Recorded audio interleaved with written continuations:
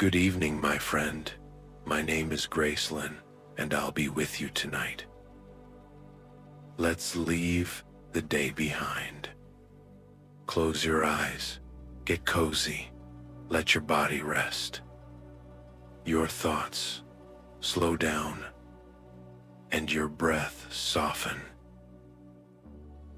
You're safe, you're warm, and everything can wait. Just breathe and listen. Together, we'll drift into the quiet stories.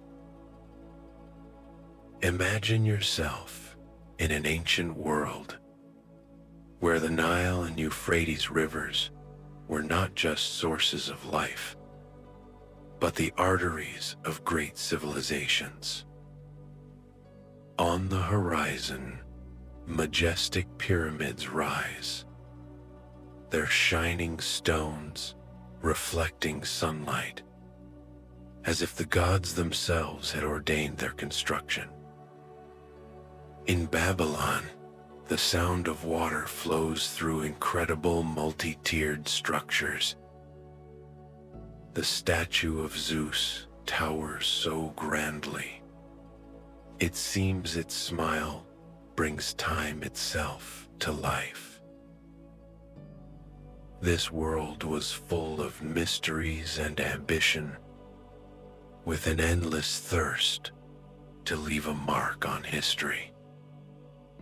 The seven wonders of the world are not just buildings.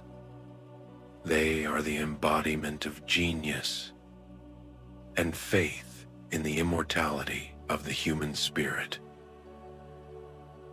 It's as if they said, "Look at what we are capable of. We will never be forgotten." This list, passed down from the depths of centuries, became a symbol of the indomitable human will. But how did the idea to gather exactly 7 wonders arise? The roots of this list go back to antiquity, when the world was ruled by philosophers and travelers. Herodotus, known as the father of history, and his followers were among the first to describe the great creations of their time. But the final list took shape thanks to Callimachus of Cyrene, a librarian at the Library of Alexandria. Why 7? In the ancient world, it was a sacred number, a symbol of perfection. These wonders appeared during a time when civilizations reached new heights in architecture, engineering, and art. Egyptian pharaohs and Greek rulers used their wealth to erect structures meant to outlast the ages. But they were not built for beauty alone. The pyramids, for example, were the embodiment of divine greatness, worshipped by millions. The 7 wonders are a bridge between past and present. They remind us that dreams can overcome centuries. Now, let us begin our journey through time, starting in Egypt, where the story of the wonders began. There, rising from the desert under a blazing sun, stands a monument that still amazes today: the Great Pyramid. The pyramid was built around 2560 BC, during the reign of Pharaoh Khufu, also known as Cheops. This structure, nearly 147 meters high, was the largest in the world for millennia. Today, it is slightly lower, due to the loss of the upper layers of facing stones, but it remains a symbol of the genius and ambition of ancient Egyptian civilization. The process of its construction is a real mystery. About 2.3 million stone blocks were required to build the pyramid, with a total weight estimated at 6 million tons. Each block, depending on its size, weighed from 2.5 to 80 tons. How did the ancient Egyptians move such massive stones? Scientists believe they used sledges sliding over wet sand to minimize friction. Recent discoveries have shown that the Egyptians built special canals and platforms to deliver the stone blocks directly to the construction site. The pyramid once shone in the sunlight, turning it into a dazzling beacon in the desert. The technology of pyramid construction is still debated. However, the pyramid was not just an engineering project. It had deep spiritual significance. Pharaoh Khufu considered himself a divine intermediary between earth and sky, and the pyramid was his tomb. The central burial chamber, carved from granite, was located deep within the pyramid, guarded by complex passage systems and massive stone plugs meant to protect the burial from robbers. Recent excavations have shown that many workers were skilled craftsmen, not slaves, as long believed. To create a level foundation, the builders used water leveling techniques, which allowed for exceptional structural stability. The Egyptians demonstrated mastery in using ramps to lift blocks. Ramps are inclined structures that the ancient Egyptians used to raise heavy stone blocks to height during pyramid construction. As the pyramid grew higher, the ramp was lengthened, or a new one was built to continue lifting the blocks. When a block reached the required height, it was placed into the pyramid structure. The quality of the finishing of the pyramid's interiors was remarkable. The ancient Egyptians also used a system of relieving chambers above the burial chamber to redistribute the pressure from the massive layers of stone blocks. The Great Pyramid of Khufu not only amazes with its size and engineering achievements, but is also shrouded in many myths and mysteries that have fascinated humanity for millennia. One of the most popular myths is the assumption that the Pyramid of Khufu is not just a tomb, but a device possessing special energetic power. Some supporters of this theory believe that the pyramid could have been used to generate energy, and that its shape and orientation toward the cardinal points have special significance.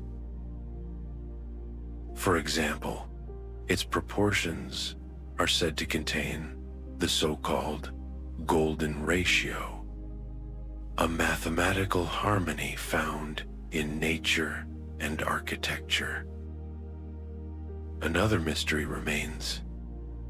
Why are there no traditional paintings or bas-reliefs inside the pyramid, which are characteristic of most tombs? There are also myths and hypotheses suggesting that it could have been built by representatives of an extraterrestrial civilization. In the 19th century, British engineer Howard Vyse discovered several relieving chambers above the burial chamber. However, modern technologies such as muon scanning have revealed new voids, one of which is a huge room located above the Grand Gallery. Legends also surround Khufu's treasure.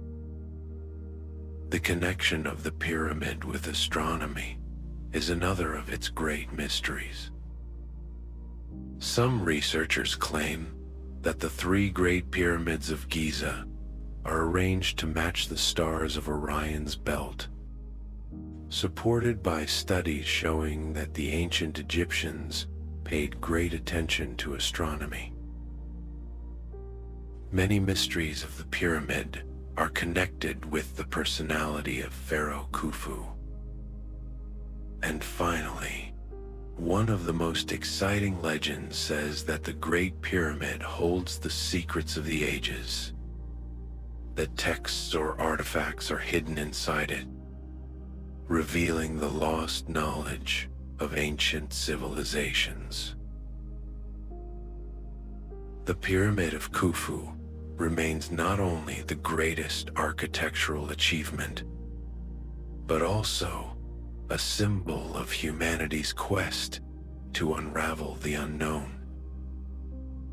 After the mysteries and engineering achievements of the Great Pyramid of Khufu, we move to a completely different world. A green oasis that supposedly rose among the sands of ancient Babylon. The Hanging Gardens of Semiramis, the second of the seven wonders of the world, became a symbol of humanity's dream of harmony between nature and architecture. But were they real? The gardens were described as a grand structure, cascading terraces filled with flowers, trees, and shrubs that created the illusion of hanging in the air. According to legend, the gardens were built by King Nebuchadnezzar II in the 6th century BC. They were meant to bring beauty to the palace and to show the king's power over nature. But curiously, no texts from his time mention the gardens at all. Cuneiform tablets describe temples and palaces, but not a single word about the gardens. The first mentions appear centuries later in the works of Greek historians. Legends say water was lifted to the upper terraces using a spiral mechanism, like an Archimedes screw. It would have been an extraordinary feat of engineering, but no remains of such a system have ever been found. Some believe the gardens weren't in Babylon at all, but in Nineveh, the capital of Assyria. There, archaeologists have found ancient canals and aqueducts. This theory suggests the true builder may have been King Sennacherib. The gardens were also linked to the name of Semiramis. She was seen as a powerful and wise queen, although her real name was Shamuramat, and she ruled Assyria as a regent for her son. Later stories turned her into a legend and connected her to the creation of the Hanging Gardens. Semiramis was one of the most fascinating women of the ancient world. She became queen after the death of her husband and ruled in place of her young son. At a time when women had little political power, she stood at the head of a vast empire. Many legends grew around her name. Some said she led armies and tried to conquer distant lands. Others told of her brilliance in solving difficult problems and keeping peace in the kingdom. A beautiful myth describes her as the daughter of the goddess Derketo, who abandoned her at birth. She was found by a shepherd and later rose to become queen. This story gave her a magical, almost divine origin. Historians believe she was a strong regent who helped guide the empire through a time of uncertainty. But to later generations, she became much more a symbol of female strength and wisdom. Her name lived on, not just in records, but in myths and wonder. Many believed she inspired the creation of the Hanging Gardens. If the gardens were real, what might they have looked like? Imagine a palace rising in levels like a mountain, each terrace filled with trees and flowers. Water flowed from above, trickling through streams and fountains. The air was filled with the scent of jasmine and roses. As the sun set, golden light touched the leaves and stone. It was a place of quiet, beauty, and wonder.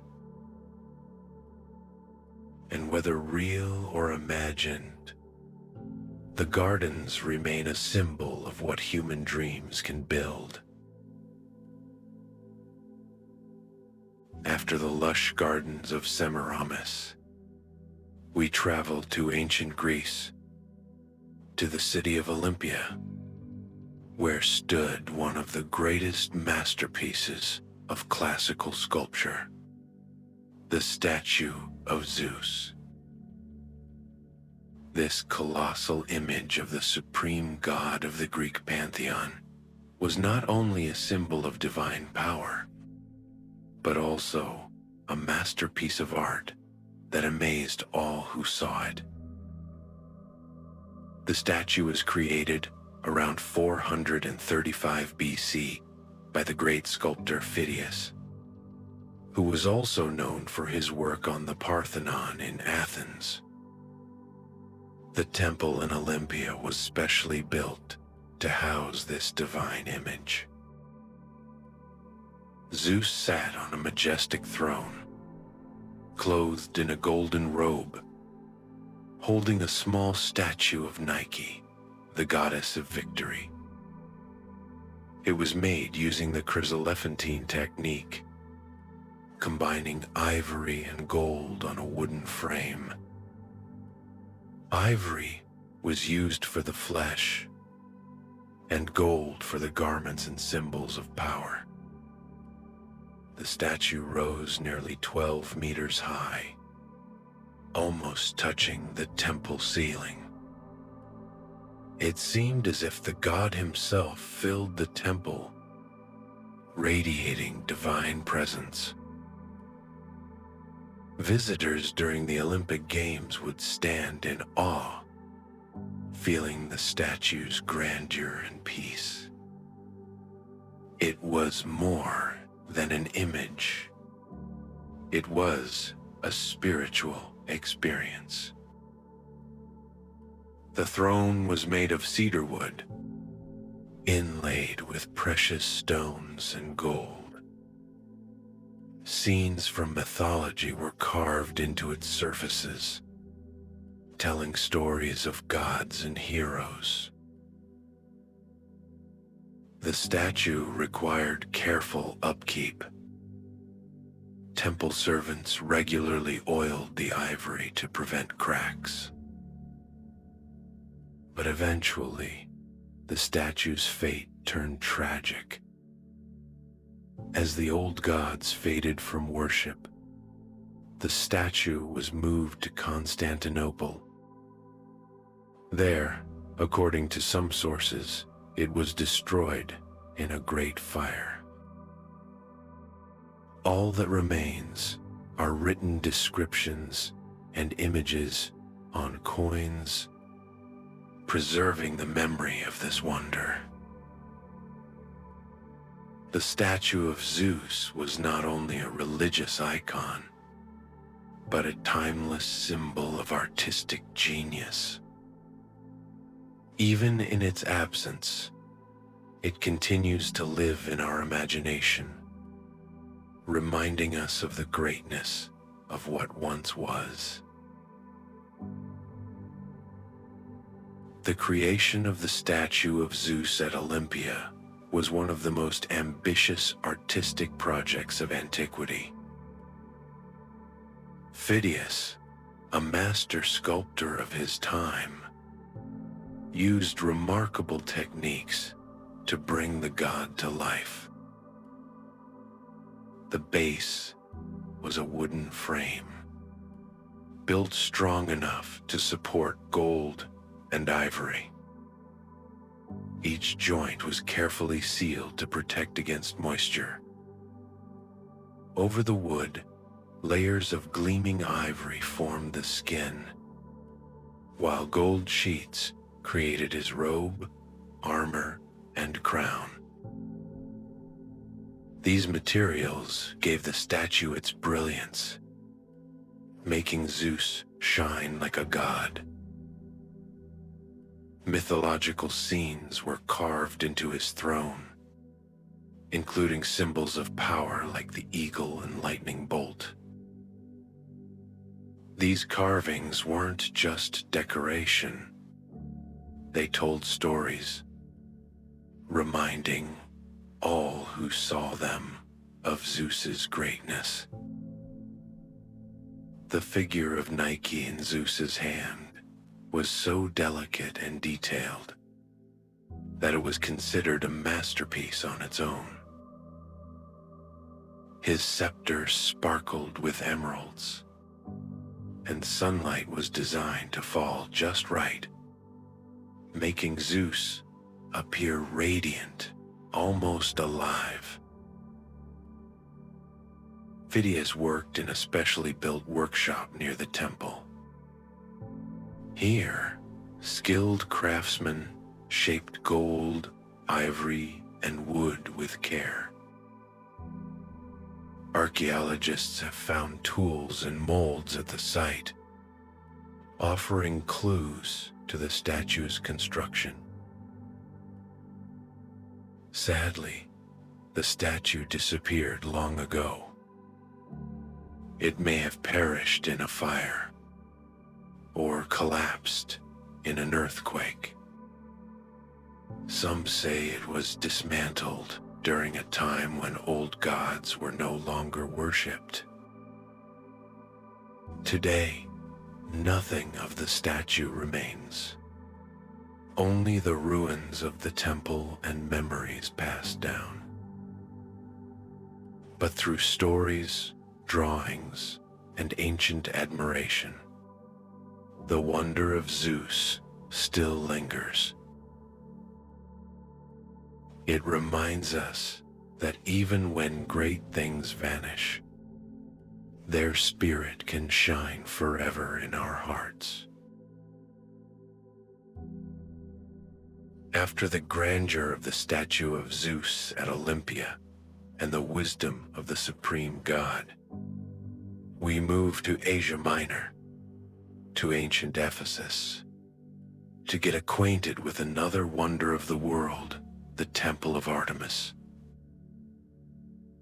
This grand temple, dedicated to the goddess of nature, hunting, and fertility, was not just a religious site. It became the embodiment of artistic and engineering mastery. The Temple of Artemis was considered a wonder of the world, primarily because of its scale and beauty. Built in the 6th century BC, it became the largest temple of its time, even surpassing the Parthenon in Athens. Its length exceeded 115 meters, its width about 55, and the height of the columns reached 20 meters. A total of 127 columns stood in rows, forming a forest of marble. These columns symbolized harmony between nature and human creation. Artemis was one of the most beloved goddesses of the Greek world, a protector of women and a symbol of life.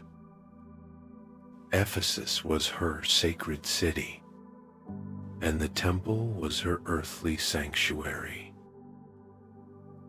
Pilgrims came from all over to pay homage, bringing gifts and prayers. The temple was also a cultural and economic center. Artisans, merchants, and travelers filled its courtyards. It was a meeting place of beliefs, customs, and traditions. The location was symbolic too. Built on marshy ground, it reflected Artemis's link with water and land. The soft soil was also believed to protect the temple from earthquakes. Most of all, the temple was a place of faith. People came not only to offer rituals, but to feel closer to the divine. The elegance of its design and the devotion it inspired made it more than just stone and columns. It was a sanctuary of hope and harmony, and one of the greatest creations of the ancient world. The Temple of Artemis was not only large, but breathtaking in its design. It was built in the Ionic style, known for elegance and balance. The temple had 127 columns, each nearly 20 meters tall, some carved with scenes from myth. These carvings told stories of Artemis, hunting, and nature. The temple shimmered in the sunlight. Marble gave it brightness, while gold and ivory highlighted the details. Inside stood a statue of Artemis, made of gold and ivory, adorned with symbols of fertility and wild animals. Her solemn expression and divine presence filled the space with wonder. The roof was lined with terracotta tiles and decorated with sculptures. Figures of mythological creatures added beauty to every corner. The temple stood on a marble base, separating the sacred from the ordinary. High windows let in light that illuminated the statue, making it glow with gentle radiance. Even the floor was inlaid with precious stones. But beauty could not shield it from time. In 356 BC, the temple was set on fire by a man named Herostratus, seeking fame through destruction. His name was condemned and forbidden, yet remembered to this day. Instead of letting it fade into ruin, the people of Ephesus rebuilt it. Supported by donations from across Greece, and even from Alexander the Great, the temple rose again, more beautiful than before. Its rebirth became a symbol of strength, a testament to faith and artistry overcoming destruction. But tragedy did not bypass the temple in the future. In the 3rd century AD, Ephesus was attacked by the Goths, who plundered the city and destroyed the temple. It was never restored to its former glory. By this time, the rise of Christianity had changed the region. The worship of Artemis faded, and the temple lost its sacred role. Its marble blocks and columns were taken apart, reused in new buildings, including the Great Hagia Sophia in Constantinople. Later, earthquakes struck the area, toppling what remained of the structure. By the 6th century AD, the once magnificent temple was reduced to silent ruins. Still, the memory of the Temple of Artemis lived on. Writers and travelers preserved its story, passing it down through the centuries. In the 19th century, archaeologists began to search for its remains. They uncovered parts of the foundation, broken columns, and carved stones that once belonged to the temple. These discoveries helped to recreate an image of what the wonder once looked like. Today, the site is open to visitors near the modern city of Selçuk in Turkey. Although only a few columns and stones remain, they stand as a quiet echo of ancient greatness. Standing among the ruins, one can imagine the marble forest, the golden statue, and the faithful pilgrims who once filled the sacred halls. The temple's spirit still lingers, in the silence, in the breeze, in the stories whispered by stone. Though time erased its walls, the Temple of Artemis lives on, in memory, in myth, and in the hearts of those who dream of wonders. Moving from the grandeur of the Temple of Artemis in Ephesus, we arrive at the city of Halicarnassus on the Aegean coast, now modern-day Bodrum in Turkey. It was here that another wonder of the ancient world stood, the Mausoleum, built in honor of King Mausolus and his wife Artemisia. This monument became a symbol of eternal love and devotion, and a lasting expression of royal ambition. In the 4th century BC, Mausolus ruled over Korea, a region officially under the Persian Empire. Yet he acted as an independent and skillful leader.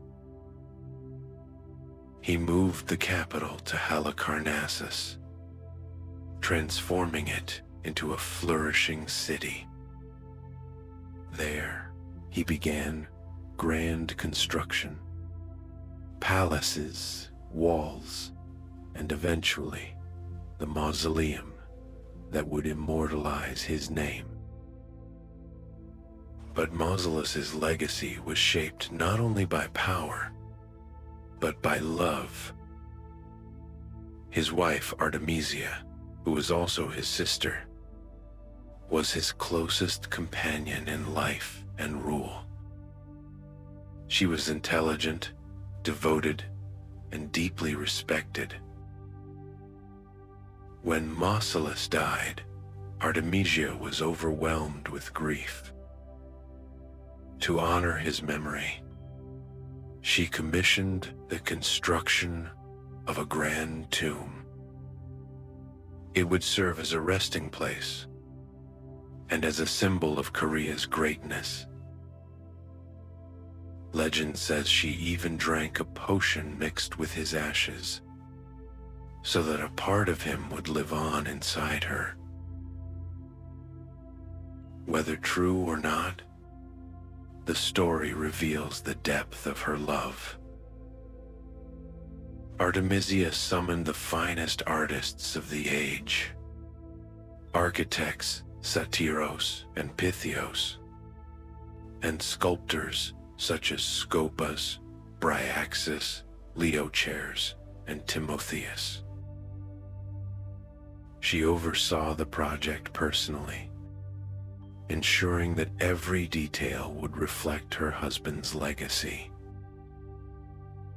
The result was more than a tomb. It was a masterpiece. The mausoleum at Halicarnassus stood as a monument to love, devotion, and the enduring ambition of two powerful rulers. Their story, carved in marble and legend, continues to echo through history. The mausoleum at Halicarnassus was not only the resting place of King Mausolus and Artemisia, but also one of the most remarkable architectural wonders of the ancient world. Its design blended Greek, Carian, and Persian elements, reflecting the rich cultural mix of Korea. The structure stood around 45 meters tall, making it one of the tallest buildings of its time. A solid stepped marble platform formed its base, strong, white, and radiant in the sun. From this base rose 36 ionic columns, encircling the tomb and giving it a light and elegant appearance. Between the columns were panels filled with intricate bas-reliefs, showing scenes of gods, heroes, and mythological battles. These carvings were more than decoration. They told stories, linking Mausolus's rule with divine strength. Above the columns, a pyramidal roof began to rise. It was built in 20 stepped layers, narrowing as they climbed, and at the peak stood a grand marble sculpture. It showed a chariot drawn by 4 horses, with Mausolus and Artemisia standing together. This statue symbolized their power, unity, and triumph beyond death. 4 of the greatest sculptors of the era each worked on a side of the mausoleum: Bryaxis, Scopas, Leochares, and Timotheus. Their styles were distinct, but together they created a harmonious whole. The scenes they carved, Amazonian battles, sea journeys, and divine myths, brought life and motion to stone. At the top of the building, statues of Mausoleum and Artemisia stood life-size. Their faces were serene, their clothing full of flowing details, carved with masterful precision. Though the mausoleum no longer stands, parts of it have survived. Broken statues, fragments of columns, and sections of reliefs. These remnants allow us to glimpse the beauty and vision behind its creation. More than just a tomb, the mausoleum was a tribute to love, art, and legacy, one that still inspires awe to this day. Although the mausoleum at Halicarnassus has long been destroyed, many fragments have survived, offering a glimpse into its former grandeur. These remains were uncovered during excavations in the 19th century and are now housed in the British Museum in London. Among the most remarkable pieces are sculpted panels depicting Amazonian battles, sea voyages, and mythological scenes. They reflect the heroic ideals of the time and the admiration for gods, warriors, and legendary creatures. Also preserved are fragments of columns and decorative details. Some of them still bear traces of paint and delicate carvings, reminding us that the structure was once rich in color and life. These features show how the mausoleum merged Greek, Carian, and Persian styles, making it a true meeting point of cultures. Surviving capitals from the Ionic columns point to Greek influence, while other motifs suggest a connection with Persian traditions. Halicarnassus was more than a city. It was a cultural crossroads. Some pieces of the mausoleum's pyramidal roof were also discovered. These give us a sense of how ambitious the structure truly was, rising in tiers toward the heavens, topped by a statue of Mausolus in his chariot. In addition to archaeological findings, ancient texts have preserved valuable information. Writers like Pliny the Elder and Vitruvius described the mausoleum in great detail, helping us piece together what it once looked like. Together, these fragments and stories allow us to imagine the mausoleum not just as a building, but as a living memory, a tribute to a ruler, a monument to love, and a symbol of artistic achievement. Though its walls have fallen, the spirit of the mausoleum endures, in museums, in books, and in the hearts of those who still marvel at what once stood. After the mausoleum at Halicarnassus, we journey to the island of Rhodes, where another ancient wonder once stood. Here rose the Colossus, a statue glorifying the sun god Helios, a powerful symbol of courage, unity, and divine favor. Rhodes, located in the Aegean Sea, was known for its strong navy and key trading position.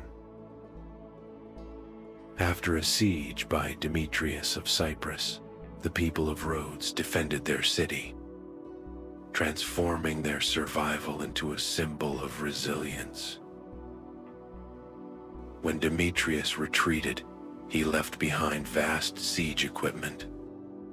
The Rhodians sold this material, using the proceeds to build a grand monument to Helios.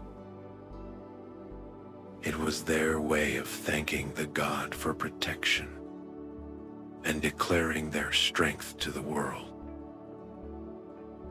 The sculptor, Chares of Lindos, led the project, and according to legend, it took 12 years to complete. The statue stood about 33 meters tall, among the tallest structures of its time.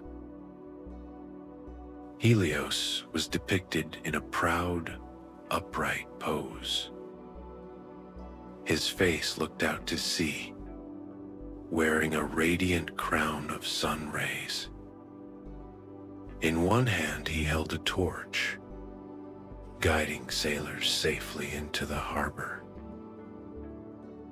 There's a famous myth that the statue stood astride the harbor entrance, with ships passing beneath. Though beautiful, this is likely a legend. Historians believe the Colossus stood on solid ground, near the port where it could be seen from afar. The statue was more than a monument. It was a collective achievement. All levels of Rhodian society helped build it, from selling materials to working on construction. For the people of Rhodes, it wasn't just a tribute to Helios. It was a beacon of unity, pride, and faith. The Colossus stood not only as a giant statue, but as a message. Rhodes would not be conquered. Although the Colossus of Rhodes became a proud symbol of strength and unity, its fate was tragic. Around 226 BC, a powerful earthquake struck the island. The statue, towering 33 meters high, could not withstand the tremors.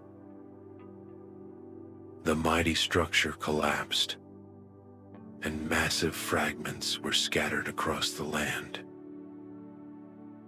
Yet even in ruins, the Colossus continued to inspire awe. Travelers came from far away just to see the fallen pieces, marveling at their size and craftsmanship. After the disaster, the people of Rhodes turned to the oracle at Delphi. The oracle advised them not to rebuild the statue, saying that its fall was the will of the gods. The Rhodians obeyed, and the shattered remains were left untouched. For nearly 800 years, the broken statue lay in place, still visited, still admired. According to ancient chronicles, the fragments remained until the 6th century AD, when Rhodes was captured by Arab forces. The remains of the Colossus were eventually dismantled and sold for scrap metal. Legends say it took 900 camels to carry all the pieces away. Though it stood for only a few decades, the Colossus left a lasting impression on the world. Its story lived on in ancient writings, poems, and the memories of those who had seen its glory. Even in destruction, it remained a powerful image, a reminder of human courage and hope. The idea of the Colossus inspired artists and architects for centuries to come. Most famously, it helped shape the vision of the Statue of Liberty in New York, another monument to freedom and light. And so, the Colossus of Rhodes, though gone, continues to shine in human imagination, like the rays of the sun god it once honored. After the Colossus of Rhodes, we travel to Egypt, to the island of Pharos, where stood the famous Lighthouse of Alexandria.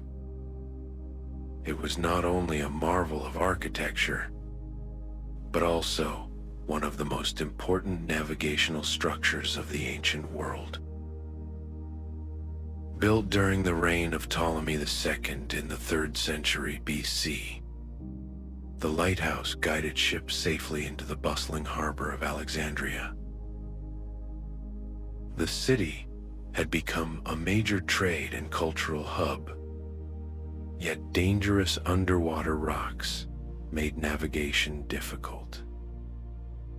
To protect sailors and strengthen Alexandria's role as a leading port, this towering structure was built. It rose higher than nearly any building of its time, possibly reaching over 100 meters. During the day, sunlight reflected from a polished metal mirror.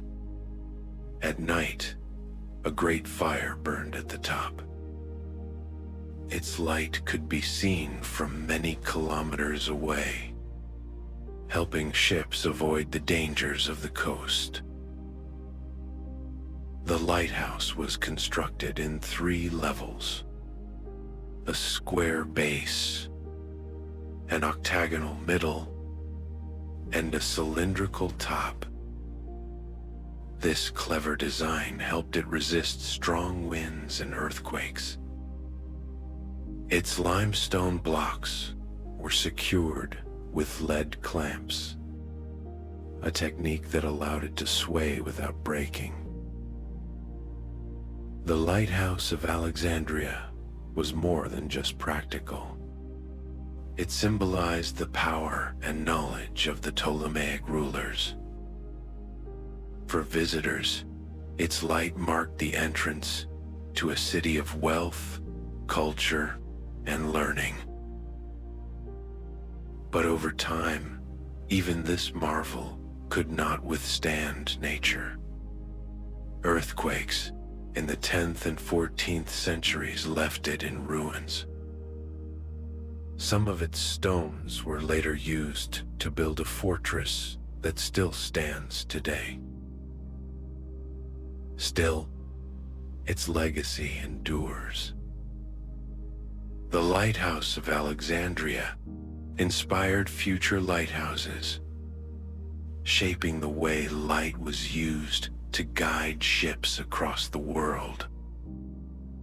Its design influenced buildings from Europe to Asia, and even modern lighthouses trace their roots back to Pharos. To sailors, the lighthouse was more than stone and flame. It was a sign of safety, hope, and coming home. Let's talk about the fate of the 7 wonders of the world. Why did most of them not survive? The answer is both simple and complex at the same time. Many factors influence this, from natural disasters to human negligence.